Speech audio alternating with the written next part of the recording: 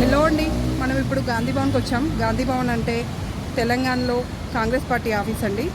గాంధీ తాత బొమ్మ కూడా ఉంది చూడండి. ఇక్కడ నేను రిపోర్టింగ్ పని మీద ఈ గాంధీ భవన్కి వచ్చినాను. ఇప్పుడు తెలంగాణలో కాంగ్రెస్ పార్టీ అధికారంలో ఉంది కాబట్టి ఎక్కువ ప్రెస్కి సంబంధించిన మీటింగ్లో ఏదైనా ప్రతిపక్షం గురించి చెప్పాలనుకున్న ప్రెస్ కాన్ఫరెన్స్లు అన్నీ ఇక్కడే జరుగుతూ ఉంటాయి. సో ఇది గాంధీ భవన్. ఇక్కడ కాంగ్రెస్ పార్టీకి సంబంధించిన మీటింగ్స్ కానీ ప్రెస్ మీట్లు కానీ ఏదైనా ప్రతిపక్షం గురించి చెప్పాలనుకున్నా కానీ వీళ్ళు చేయాలనుకున్న సంక్షేమ పనుల గురించి ప్రెస్ మీట్ పెట్టాలనుకున్నా కానీ ఎక్కువగా కాంగ్రెస్ పార్టీకి సంబంధించిన ప్రతి మీటింగ్ అనేది ఈ గాంధీ భవన్లోనే జరుగుతాయి. సో ఈ గాంధీ భవన్కి ఇక్కడ ఎమ్మెల్యేలు ఎక్కువగా ఉంటారు. ఎవరైనా ప్రజాప్రతినిధిని కలవాలి అనుకుంటే ఎమ్మెల్యేని కానీ వాళ్ళని కలవాలి అనుకుంటే గాంధీ భవన్కి వస్తే ఖచ్చితంగా ఇక్కడ వెయిట్ చేసి వాళ్ళని కలవచ్చు. వాళ్ళు ఖచ్చితంగా ఇక్కడికి వస్తూనే ఉంటారు, ఏదో ఒక సమయంలోనైనా వచ్చి వెళ్తూ ఉంటారు. గాంధీ భవన్లో ఎక్కువగా మీటింగ్స్ అవి జరుగుతుంటాయి. ప్రెస్ని ఎక్కువగా గాంధీ భవన్కి ఇన్వైట్ చేస్తూ ఉంటారు మీటింగ్స్ కోసము. వాటిని మేము కవర్ చేస్తూ ఉంటాము.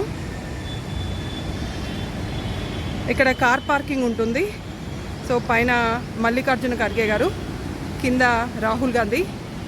ఇప్పుడు రాహుల్ గాంధీ న్యాయయాత్ర చేస్తున్నారు కదా, అందుకే అలా.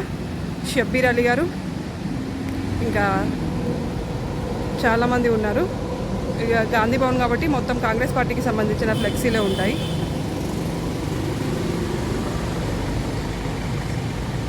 మన సీఎం గారు ఓకే లోపల జరిగే మీటింగ్, గాంధీ భవన్ లోపల జరిగే మీటింగ్ వీలైతే మీకు చూపిస్తాను. హనుమంతరావు గారు పేపర్ చదువుతూ ఉన్నారు గాంధీ భవన్లో. విహెచ్వి హనుమంతరావు గారు కాదు, మాజీ పిసిసి అధ్యక్షుడు స్వర్గీయ నర్సిరెడ్డి గారి సంతాప సభ జరుగుతుంది కాంగ్రెస్ పార్టీ ఆఫీస్లో, ఇందిరాభవన్లో.